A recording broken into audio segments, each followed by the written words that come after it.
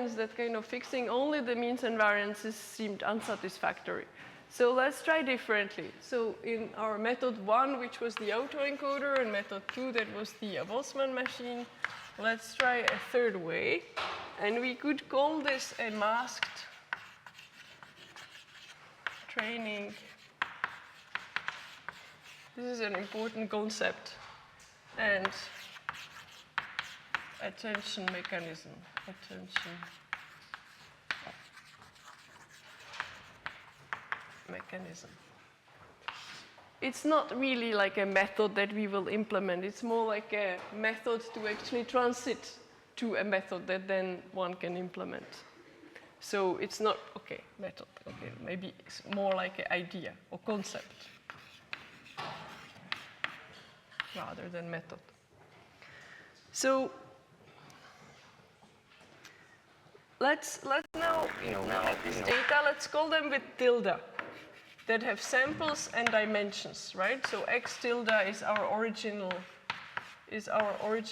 n times d data set.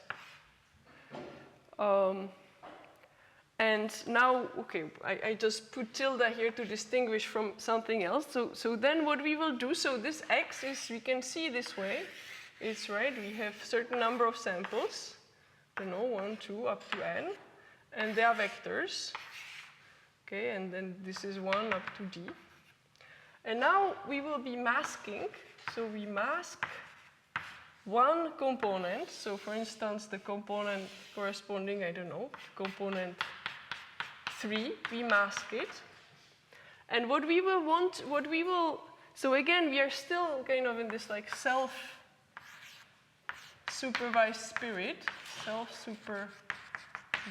So we don't have any labels, but we want to use what we learned in supervised learning to learn something useful about the data. So what we will want to do, we will actually, so we will fix a position A, fix a position I, let's call it I, and then we will pretend that x tilde mu I are the labels,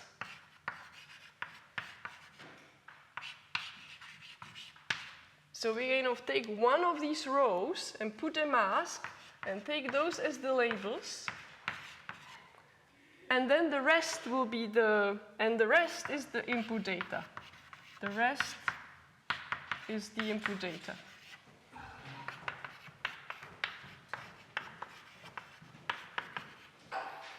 So the way we will write it, we will take this x mu I tilde and say these are the labels when we masked I, and this x mu I tilde where I is not, let me put j, where j is not I, those will be the data mu j where we masked I. So with this upper index I, we will be denoting what actually we masked, and here this is a matrix n times d, and now this is a matrix.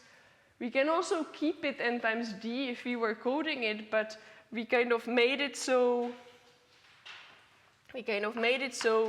x mu I is actually 0, right? So that the position where j is equal to I is 0. There is not the original data, there is a 0, and the value that corresponds to the original data, they are actually the labels. Okay. And then what we do, so for each I, so for each possible line that we could have masked, we actually do linear regression.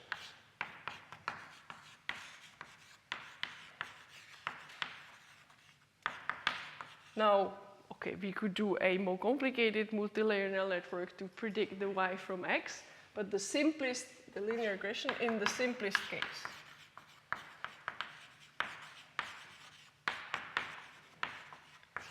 So let's just write the laws. So what we are trying to do, we are in a sense trying to write the y mu I, the one that comes when we masked I, as simply x mu I the matrix, the vector, the sample when we masked position I, times some vector of parameters. Again, we put here the index I because this is still the case where we fixed this particular I. So we want to write it this way.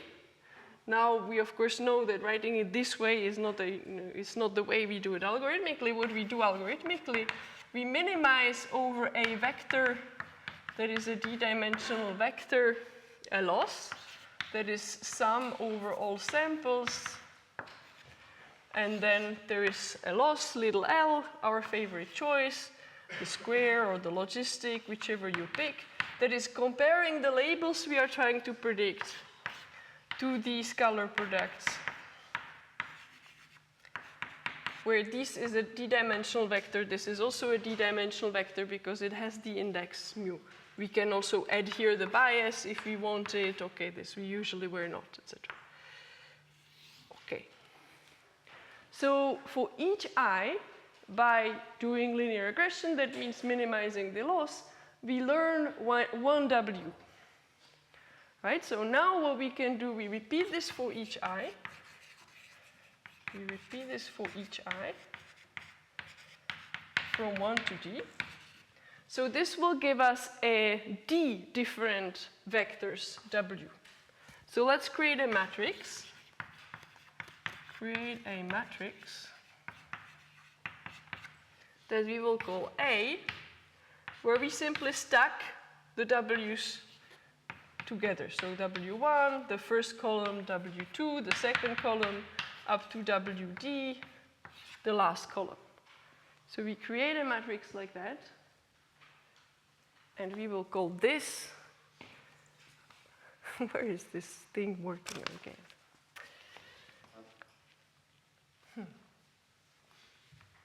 Nothing. What's happening? Ah, I see. When I'm too close, there is a security. I got it. Interesting. So we create a matrix A this way, and we will call this the attention matrix.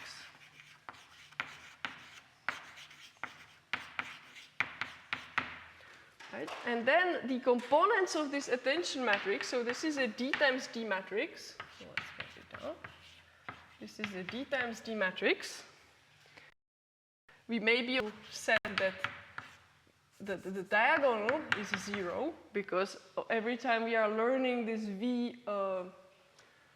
VI, since we set the row I to 0 in this matrix, then the W would be like anything that we started with. It will just never be updated in the gradient descent.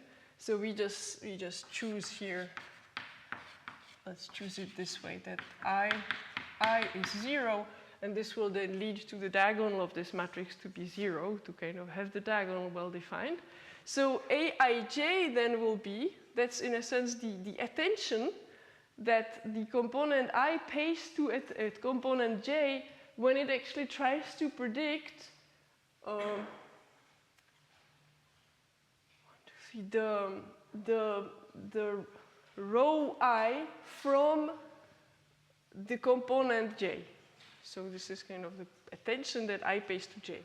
Attention that, no, actually, okay, is it I to j or j to I? Now I'm confused with my indices. So one of them, that I or j pays to j or I.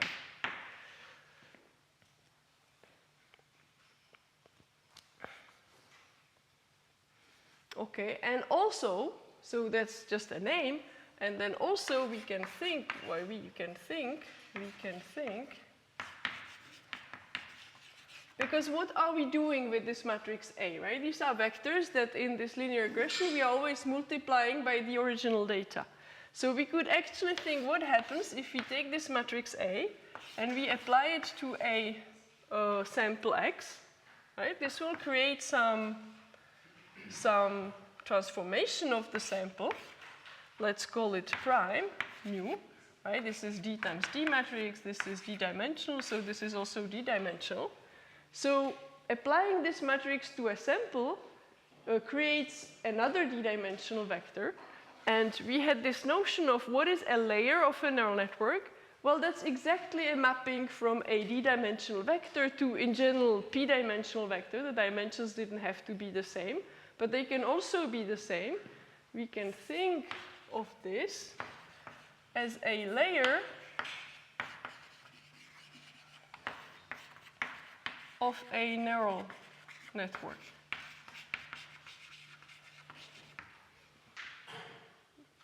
Right, so here kind of we are thinking about it in this kind of distorted way where we force the self-supervised learning on us. We said, okay, to learn some structure in this data set, the way we think about it, we just take rows, pretend that they are labels, and try to predict them from the rest. Right, where this idea of masking comes from in kind of the modern language modeling, right? People present the text, and then they hide the next word, they mask the next word, and then the next word is predicted by the ChatGPT based on the previous word and based on how the network was trained on the whole data. So this idea of masking is very, very much present in the modern ways of learning neural networks. But here in the lecture, kind of, we didn't see it yet, right? First of all, because we needed to arrive to this idea that neural networks are just layers, and the layers can have different functions, and that we also, when we have supervised learning, that there is a way to kind of combine the two together in this self-supervised way, where we just pretend that the labels are actually just part of the data, as we were in the autoencoder. But in the autoencoder, at the output, we were putting the whole vector. And here at the output, we are just putting one of the components and hiding it from the input, because otherwise we could just copy it. We could just copy it and set the W to 1 and all the other ones to 0, and it would just get reproduced, and that would not be learning anything interesting. So this is kind of an interesting way to think about it. And now, just to connect back to the Boltzmann machine, let's maybe, okay, that's not very, let me just do it in a little corner here.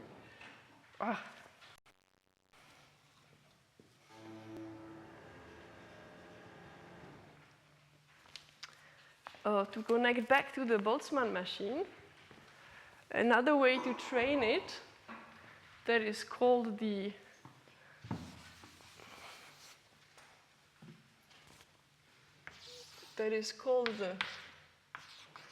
pseudo likelihood method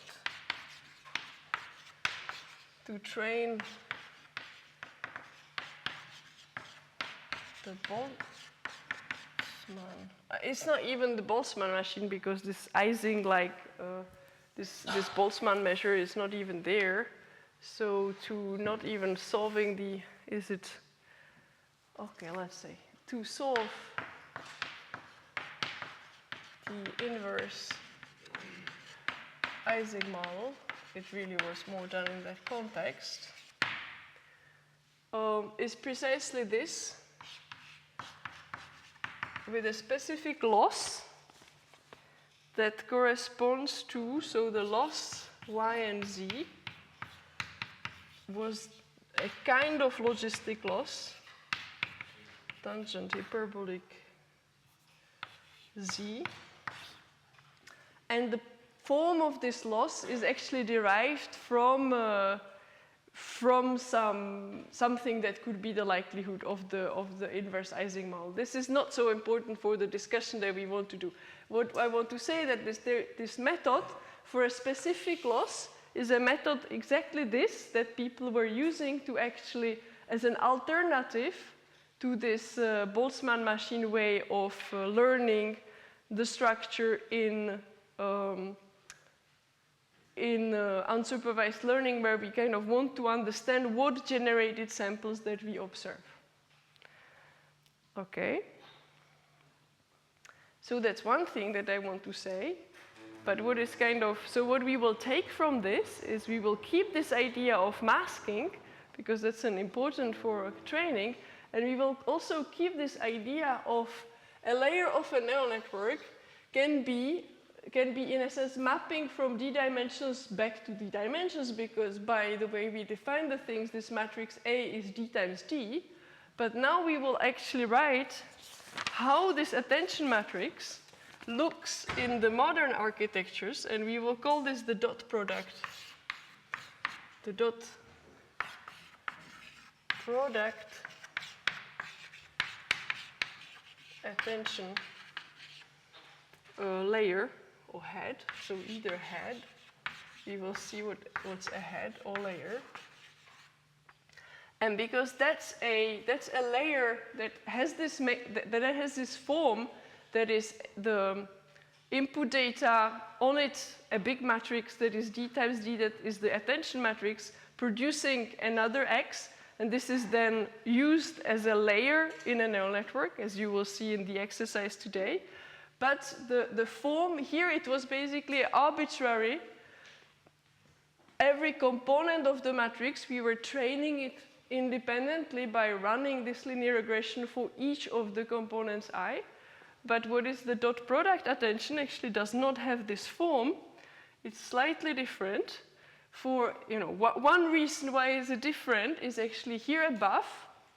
When we wrote x mu I, it was a real number, but it was just a number.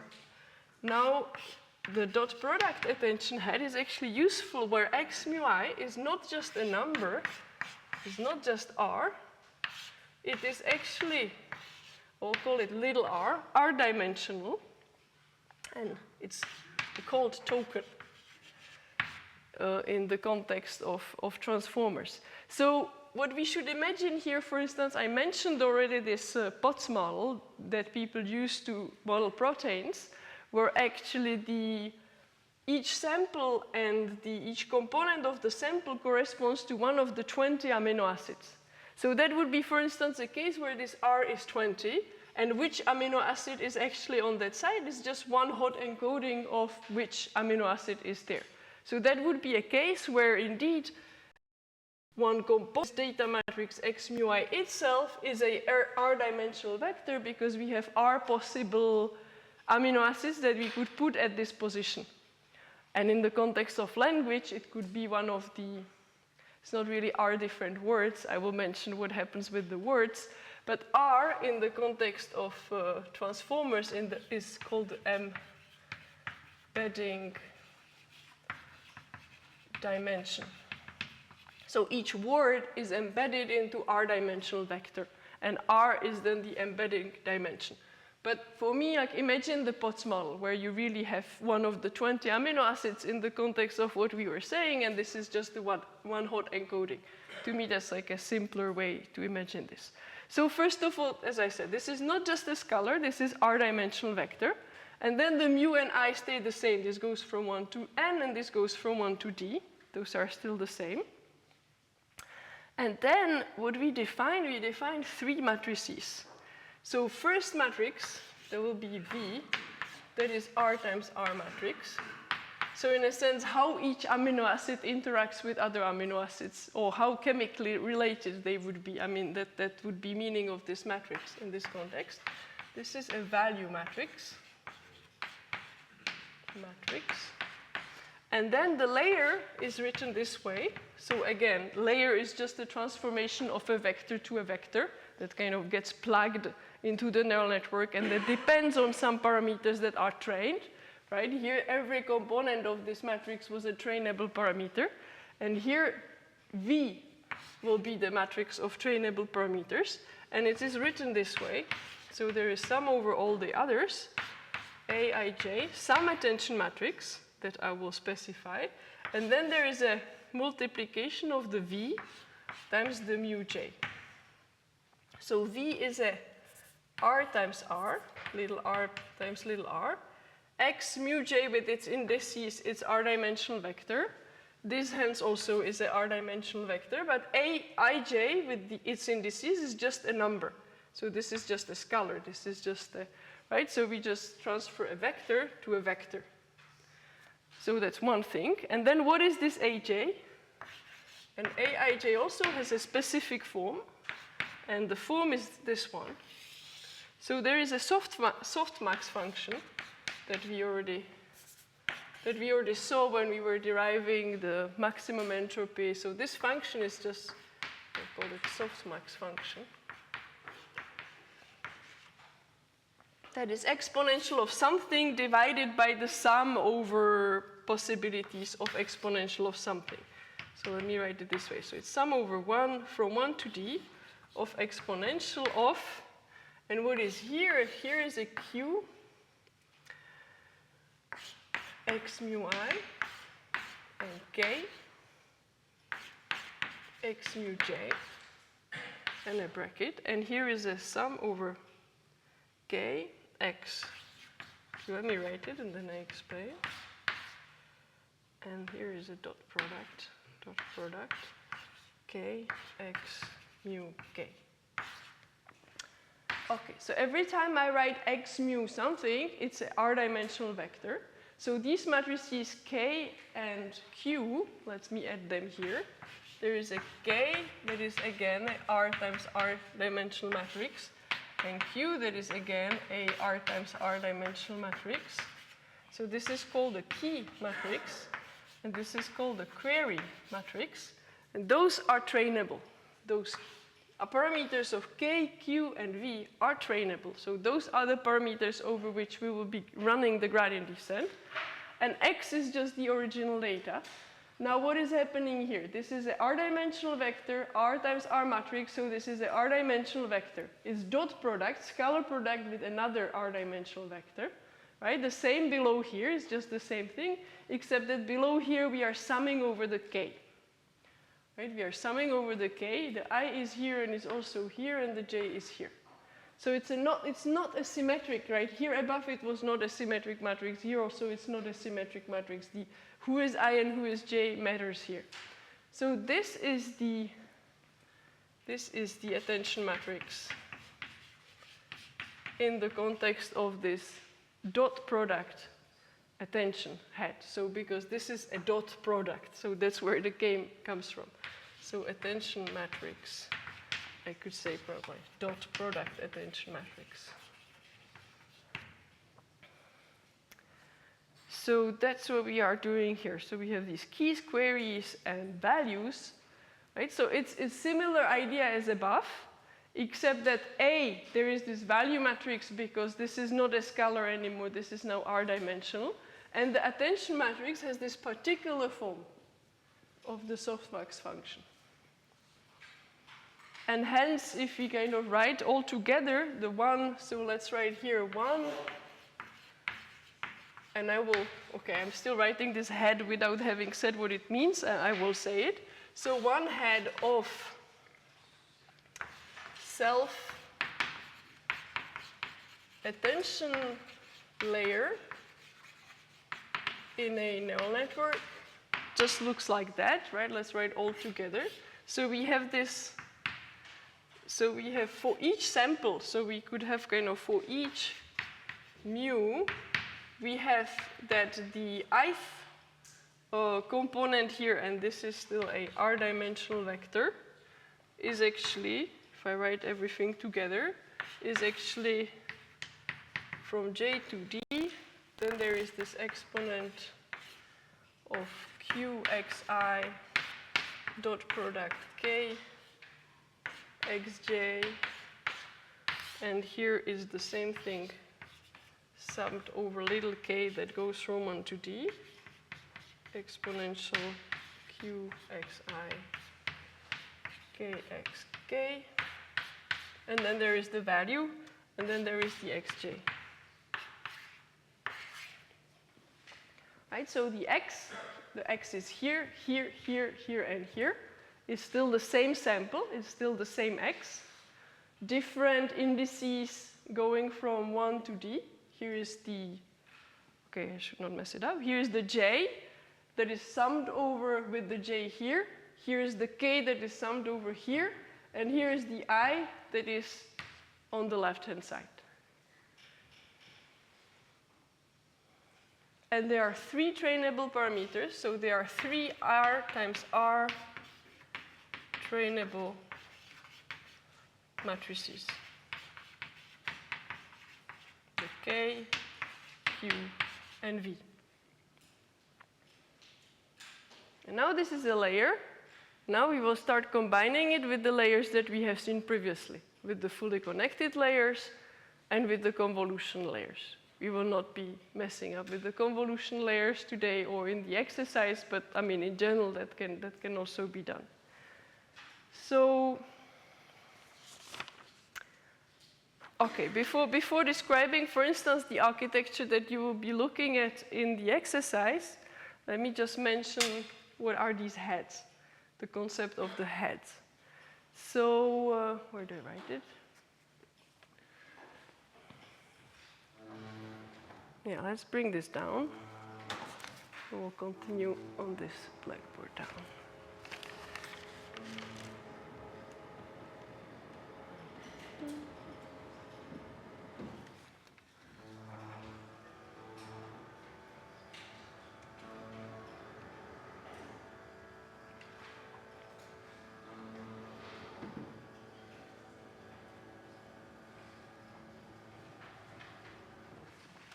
Are there some questions about, yes? I can't see the index on the denominator k of x. Is that I? The first one is I and the second one is k. So we are summing over the second one, and the first one, well, that's the one that appears on the left-hand side.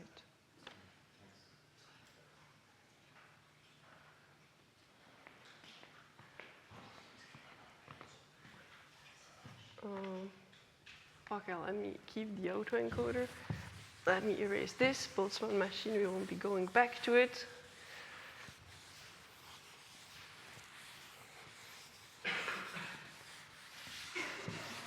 So you see that it is a layer. I mean, we go, in a sense, we have this d-dimensional, in a sense, not in a sense, one sample is a d times r dimensional matrix.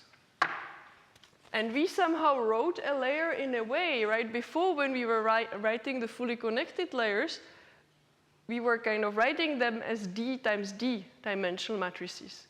But here we constructed this layer in a way that the dimension d is not really so crucial in that we are training. The matrices that we are training, they are entirely just r times r. And the d is just a summation index there. So the d is a kind of a length that could vary. So what the d is then in the context of language modeling, it is the length of the sentence. Is the length. And the important kind of construction property of this layer is that the d can vary, the length can vary, that it's not like, right, if we wanted to model, say, sentences of varying length with the fully connected layers, we would somehow have to be taking the maximum length and then adding a lot of dummy variables. I mean, that's not convenient. So here, you see the d plays, in a sense, a very different role from what it was in the fully connected networks. So here, like, how does it look? So example, what does it mean to have multiple heads?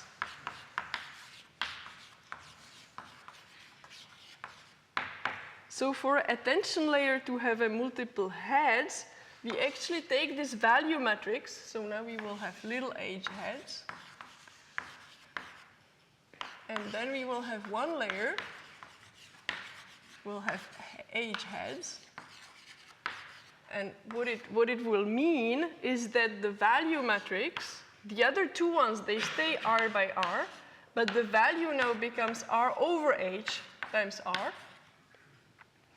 And then we have h of them, so we have h different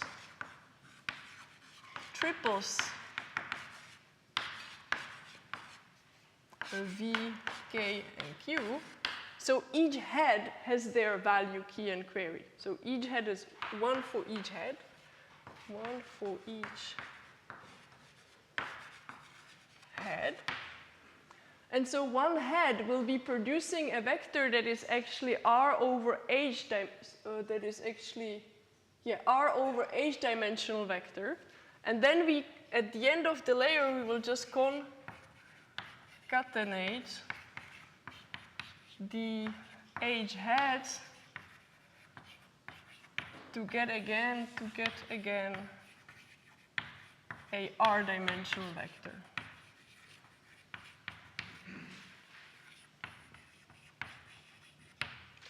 Right? So it's nothing else than doing the same as above, just with a value matrix that is smaller, and doing it h times, each time with a different set of trainable matrices W, K, and Q, and then concatenating it. And again, getting out a r-dimensional vector for each I. So at the end, R times D-dimensional matrix. So there are R times D-dimensional matrices kind of being transferred from layer to layer if we are using these self-attention layers with age heads. So one head looks like that, and age heads is the same thing as described here. So that's all being done. And now, right, these are kind of the, why are we talking about these layers? Because these, dot product self-attention, these self-attention layers are building blocks of architectures that are called transformers, are building blocks of transformers. And transformer is a name for an architecture. I will not write it. It's a name for an architecture that uses these dot product self-attention heads. Okay, so it's a buzzword that you hear a lot around, but what it means is just a neural network, as we spoke about it for already several weeks, is just one where some layers, usually not all, usually just some, have this form of these dot product attention, usually multiple heads. Okay, so to give one example of an architecture, for instance, in the exercise today, what you will be working with, so, okay, I'm just writing and taking all my blackboard with just few words. Okay, maybe I can erase this thing about the multiple heads. We will not be using multiple heads in the exercise. We will just use one head. So let me just, and this we don't need maybe. Okay. So the task in the exercise will be kind of a baby task of taking a sequence of numbers and producing a integer numbers and producing the same length sequence of counts of how many number appeared how many times, right? So just an example, like if I input a sequence, I don't know, 3, 4, 2, 2, and 6. So it's an input sequence. The output sequence will be 2, 2, 1, 1, 2, 2, and 1. I'm just counting. 1 is here twice, so I want to have 2 written here. 1 is here twice, so I want 2 written here. 3 is here only once, so I want 1 written here. 4 is here only once, so I want 1 written here, etc. Right? I could have, I don't know, if I added a 2 here, then 2 would be here 3 times, so I better put 3 here. Okay, that is a task. So task in exercise. It's a baby task, okay? Why is this interesting? But it's a task that kind of, it's a toy task that allows you to kind of practice this self-attention, this transformer architecture in really, really, really simple example. And how it will look like, so there is the first layer. So we will have the length, so D will be the length of the sequence, or length of a sentence in language modeling. R will be dimension of the embedding, dimension of embedding. I will explain what it is. T will be the number of possible numbers, integer numbers.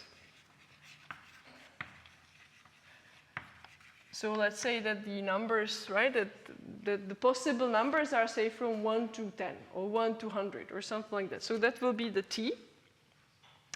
And n will be number of samples, as usual.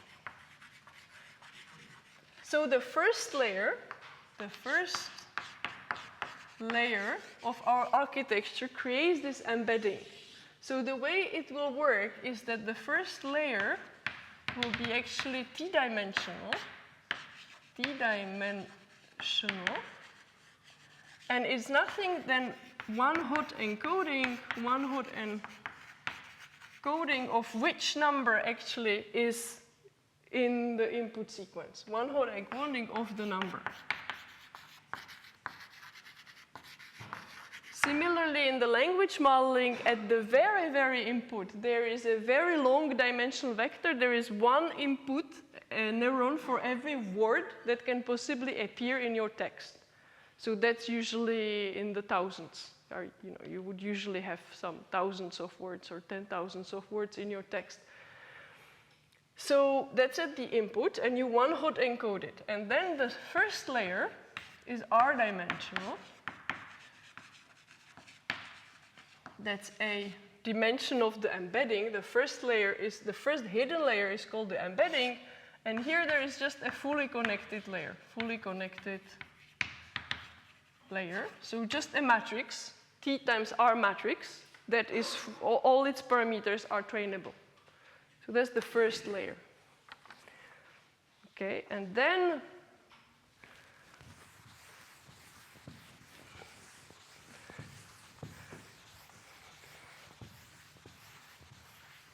I made a picture somewhere. Where is my picture with the layers? Well, never mind. I'll just do it here. And then, okay. And then the next layer, the second layer, that you will have, will be this dot product attention. So here there is a dot product attention. Okay, and we have the length, sorry, there is the D, right? So we have the T for each number, and then for each position in the sequence, there will be the D. So at the input, there will be for each for each sample, at the input, we will get a D times T matrix for each position, which number is actually written there, and that will be for each sample. So here we created what is actually the kind of object that is coming out here is for each sample, so that is common to all. There is a D times R dimensional object, and that is exactly our axis there, right? So the X is there, the I index, there are D of them, and it's an R dimensional vector. So that's the X here at the input. And at the output, there is then the X prime. And it's still, what would correspond to the layer here, it's still D times R dimensional, because that's how we constructed it. We will be using a single head, H equal 1, but we could have let it more heads. I mean, that would also create a D times R dimensional vector. And we will only have one such dot product attention. So here there will be 3 trainable matrices that are R times R.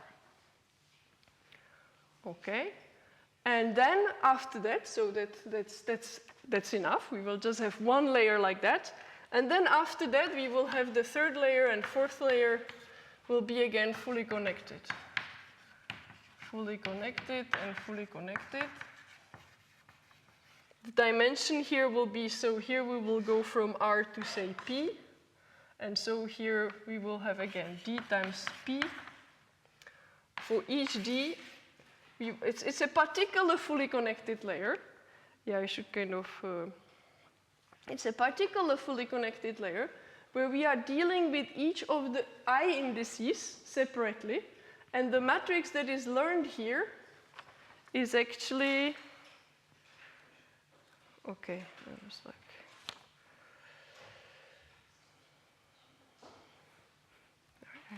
I had another sheet where I wrote this picture.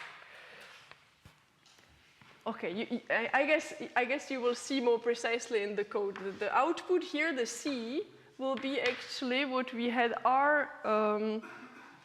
the C will be D plus 1 in our specific example.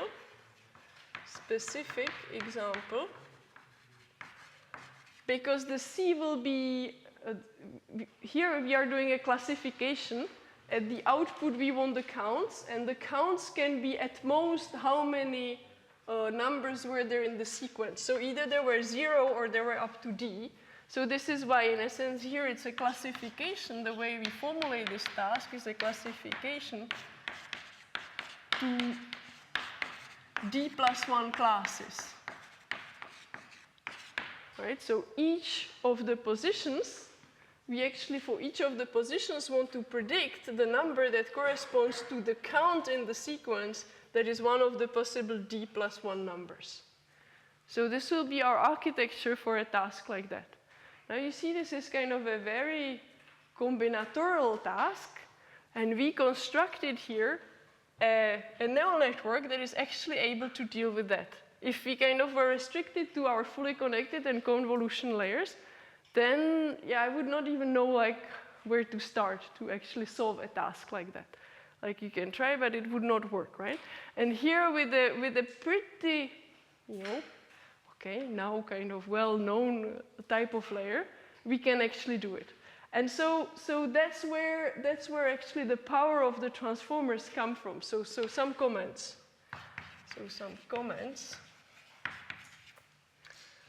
Okay, maybe okay, before comments. So this kind of this way of creating architecture is not very old. It comes from a paper from 2017. Where they created an architecture that was called BERT. Was one of these like early architectures to actually do language modeling in a pretty spectacular way. And it was not even like a very, very impressive architecture. Like it had 12 layers, just to give you some numbers, 12 layers. Each of the attention layers had 12 heads, so age 12. And it had the dimension of the embedding, several hundreds, and the length of the sequences were also several hundreds. So these were the concrete numbers in that early architecture. You can count to how many, and then there were some self-attention layers combined with fully connected layers. And I didn't write here this particular sequence, but you can kind of from that deduce how many of these trainable parameters there were, right? Because here is the full matrices that are trainable, and here are the only. Here, these are these matrices that are trainable. And that was already achieving like very, very impressive results in terms of language modeling. It didn't have any chatbot like ChatGPT related to it, but that's actually what kind of prompted the creation of companies like OpenAI, and just a few years after that, like the kind of chatbots that we see today. There are very interesting properties of these attention layers. So another is kind of curious that the heads, what the heads learn, are very interpretable.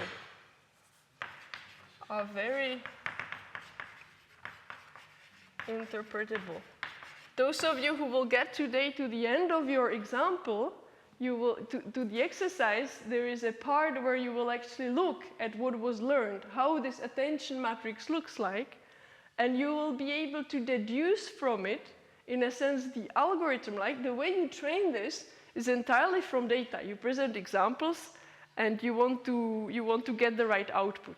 But on the way, this architecture actually learns an algorithm that is counting. Right? And there are several kind of ways that you can be counting how many times there is a given number. So you actually see in the structure of the heads what algorithm actually this learned. And this is also quite interesting that this is kind of very, you know, it's not restricted to language in no way. This can learn algorithms, this can learn many things. I mean, it's very modular. Another thing at which transformers excel is this transfer learning. These transformers excel at it. transformers Excel for, again, for which reason exactly, like who really knows, but that's what behind the fact that what is called fine-tuning these days in large language models, that you train on massive amount of data simply to predict, but that, for instance, in the case of ChatGPT, creates, for instance, answers that, right, only as good or as offensive as the data on which it was trained. So they were pretty offensive and pretty sexist and pretty racist and pretty insulting if you actually just train like that. So that was not like these early chatbots, like they very, very fast kind of started to be very adversarial when you wanted to actually make a conversation with them. So what OpenAI did, and where they spend most of their kind of efforts and time and money, is actually on what is called these days fine-tuning, but it's in a sense a transfer learning in the sense that they train on the raw data, the raw model, and then they add several layers to the end in the sense of transfer learning that they train by actually interacting with humans and giving a feedback about this is not good because this is insulting, this is not good because this is racist, and they, in a sense, employed engineers that played with that chatbot for many months and many months to kind of just add their few layers at the end on a much smaller volume of data in the spirit of transfer learning to actually make this chatbot aligned with kind of human values so that they could then release it and make us interact with it. So that would not have been possible if there was not the concept of transfer learning, which now fine-tuning in the context of large language models is called fine-tuning. So they are highly interpretable, they are highly kind of suitable for transfer learning that ends up with this fine-tuning that people use all the time these days. And in a sense, all that is needed from the kind of point of view of what is needed for this to run fast and to implement it is that everything is differentiable, right? That we have these sequences of layers, and it's all these layers correspond to functions that are differentiable so that we can run gradient descent and parallelize it massively on the GPUs. And that kind of, again, is a bias kind of that we have these days, that we need this from the architectures so that they run on the hardware that we have these days. So that's surely also a reason why the architectures look as they look. That's important. What else is there to say? We are already a bit over time. I have maybe some more comments.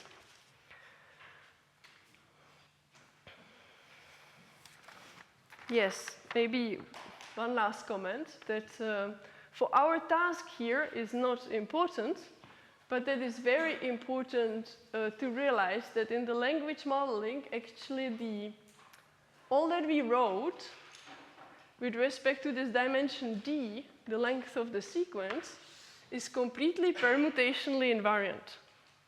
Right? At no point it was actually important who is before who. In a similar sense that the fully connected networks were permutationally invariant with respect to permutation of their inputs, and that was something that bothered us and why we needed to go to the convolutional networks that actually look locally at the inputs.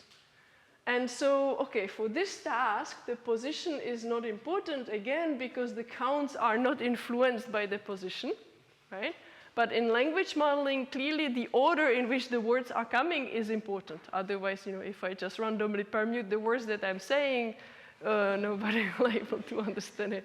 I mean, already like that, it's probably challenging to understand what I'm saying. So, okay, imagine that you randomly permute it.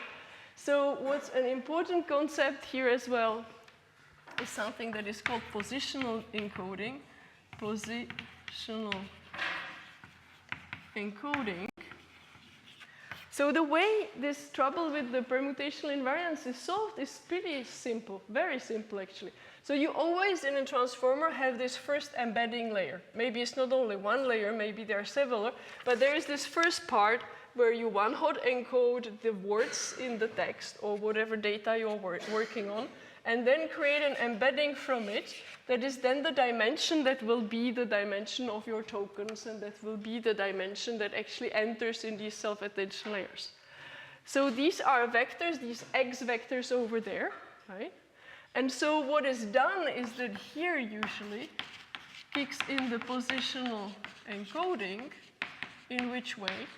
So what people do, they actually create a vector that is usually some kind of like a Fourier transform, so some kind of a sinusoid, right?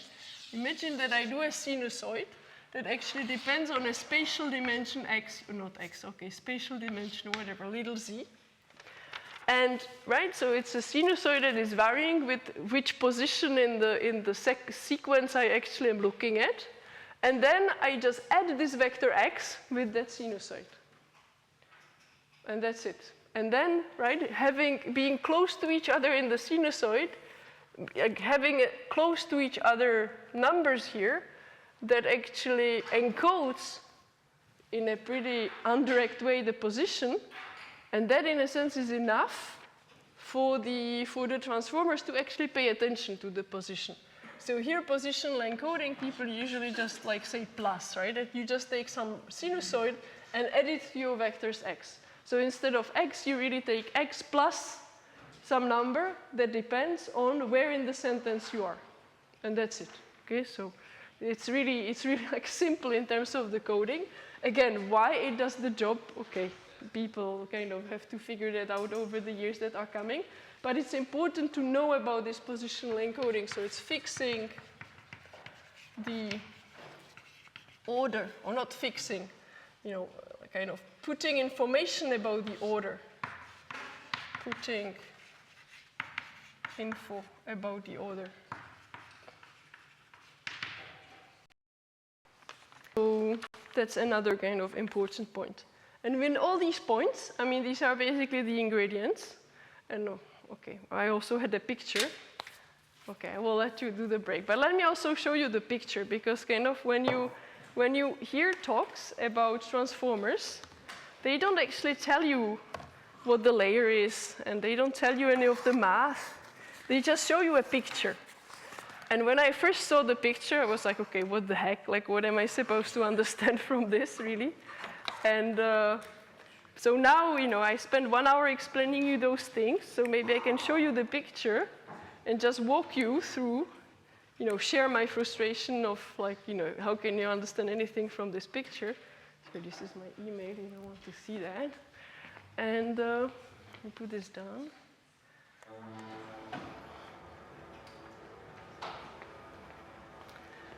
Okay, look at that. So that's actually a picture from that original paper. And they show you, you know, the architecture is this. Okay, what is written around, that's from some talk that I took that's supposed to like explain things. But right, this is the transformer. So like when I looked at it, I was like, okay, what the heck? Like, what am I supposed to be understanding here? But now, okay, now that we talked about it, let me walk you a little bit. You see the mouse, right? Right.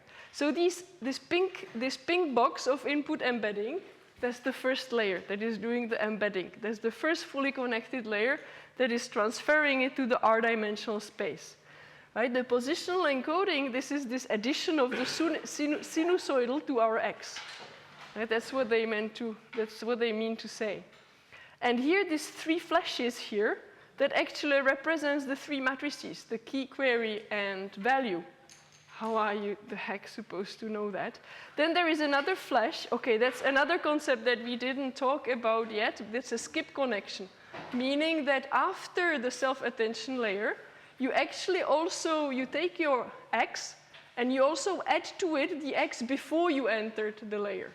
So that's called skip connection. So that's another kind of thing that is often used in current architectures, that, you know, at some random places in the architecture, you don't take the vector as it is, you just add to it the vector few layers before that. Just like add the vectors.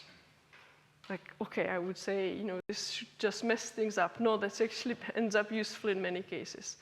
And then you go to the feed-forward architecture, as in our toy architecture you will play with in the exercise, at the end there are few fully connected layers. So this blue box is to say that there are few fully connected layers.